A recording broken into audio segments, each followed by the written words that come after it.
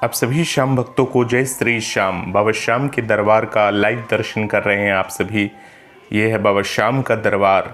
और जैसा कि आप सभी जानते हैं कि फाल्गुन का लक्खी मेला जो होता है काफ़ी बड़ा मेला होता है, जिसमें लाखों भक्त आते हैं इस मेले में बाबा श्याम के दर्शन करने के लिए और बाबा श्याम का आशीर्वाद लेने के लिए आते हैं लाखों भक्त। तो मेले से पहले आती है अमावस्या तिथि। तो फाल्गुन मास की जो अमावस्या तिथि होती है उसका काफ़ी महत्व है। पूरा वीडियो लास्ट तक देखिएगा, क्योंकि बाबा श्याम का दरबार भी है और आपको बाबा श्याम से जुड़ी हुई रोचक बातें भी बताने जा रहे हैं। तो पूरी वीडियो को लास्ट तक ज़रूर देखिएगा। अमावस्या तिथि के दिन भगवान विष्णु की पूजा और भगवत कथा का पाठ करना लाभकारी माना जाता है। इस दिन किए गए दान और पुण्य कर्मों को कभी ना खत्म होने वाला फल मिलता है। इस दिन पूजा और व्रत करना परिवार और संतान के सुख के लिए लाभकारी माना जाता है। यदि परिवार का कोई सदस्य या कोई व्यक्ति पितृ दोष से पीड़ित है या किसी की कुंडली में इस दोष की संभावना है, तो इस दिन विशेष पूजा और व्रत करने से इस दोष से मुक्ति मिल जाती है। बाबा श्याम के दरबार का भव्य दर्शन है और बाबा श्याम के दरबार से रोचक बातें आप सुन रहे हैं आप सभी श्याम भक्त। आप सभी श्याम भक्तों को बता दें कि फाल्गुन अमावस्या पर पीपल के वृक्ष की पूजा करना अत्यंत लाभकारी माना गया है। माना जाता है कि पीपल के पेड़ में त्रिदेवों का वास होता है। जड़ में जल और दूध चढ़ा देना चाहिए और फिर फल, अक्षत, चंदन आदि से पूजा इत्यादि करनी चाहिए। पीपल के पेड़ की 108 बार धागे से परिक्रमा करनी चाहिए। साथ ही पीपल के पेड़ के नीचे दीपक भी जलाना चाहिए। इसके बाद सामर्थ्य के अनुसार दान इत्यादि करना भी शुभ माना जाता है। इन नियमों का पालन करने से पितृ दोष, ग्रह दोष और शनि दोष के अशुभ प्रभावों को ध्यान रखा जाता है और परिवार में शांति बनी रहती है।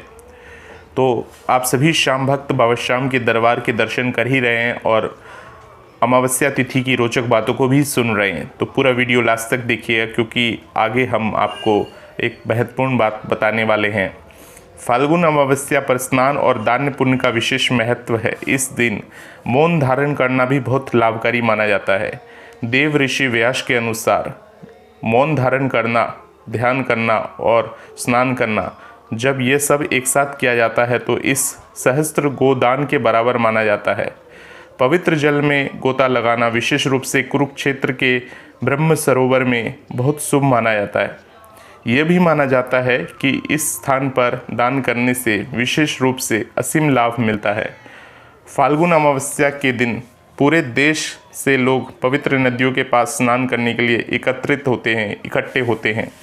भक्त माथे पर तिलक भी लगाते हैं। ऐसा करने से भक्त की सभी मनोकामनाएं पूर्ण हो जाती है।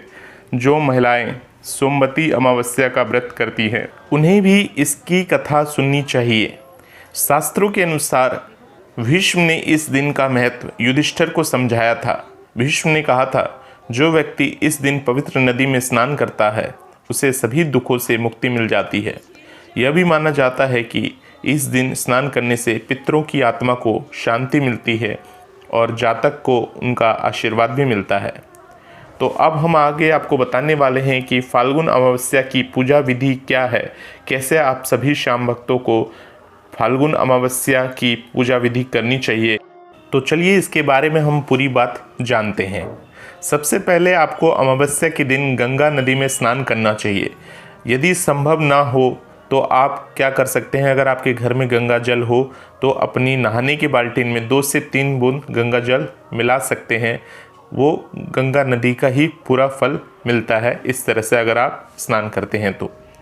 स्नान के बाद आपको सूर्य देव को अर्घ्य देना चाहिए और सूर्य मंत्र का जाप करना चाहिए।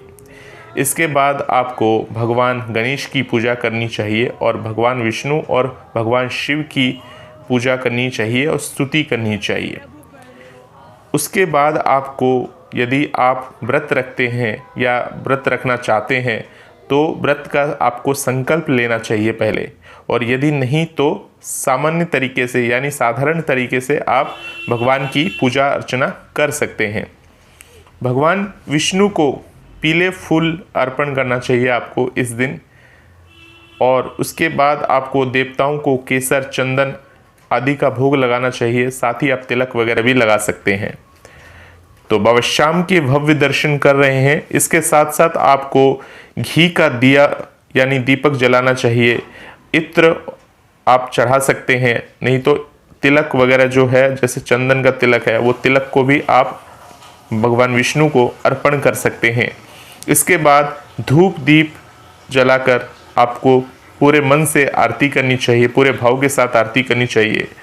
इसके अलावा आपको परिक्रमा करनी चाहिए और फिर नैवेद्य अर्पण करना चाहिए। परिक्रमा आप किसकी करेंगे? पीपल की पेड़ की कर सकते हैं परिक्रमा। घर के आसपास पीपल का पेड़ नहीं है तो आप क्या कर सकते हैं, आप किसी मंदिर में जाएंगे, मंदिर में भी होता है पीपल का पेड़, वहाँ जाकर आप आराधना कर सकते हैं या परिक्रमा कर सकते हैं।